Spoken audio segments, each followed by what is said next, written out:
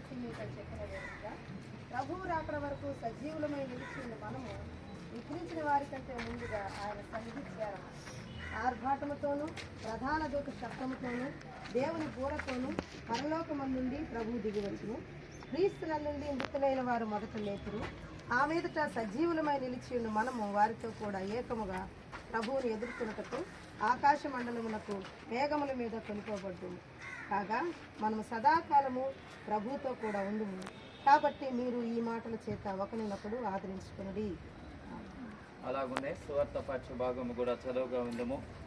అది పరిశుద్ధ యోహాను సువార్త 14వ అధ్యాయము 1 నుంచి 6 వచనములు గల వాక్య భాగమును మన మధ్యలో ఉన్నటువంటి రవి గారు చదువు వినిపిస్తారు.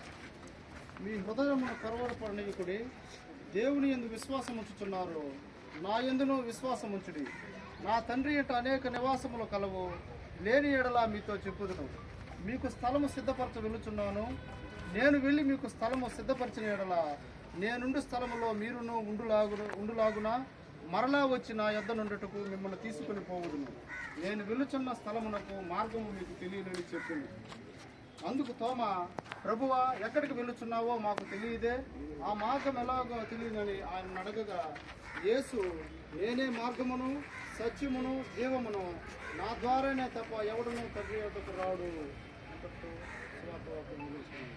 మన మధ్యలో ఉంటున్నటువంటి ఎస్ఎల్సి ఉమెన్ మహాసమాజ్ సెక్రటరీ గారు, ట్రెజరర్ గారు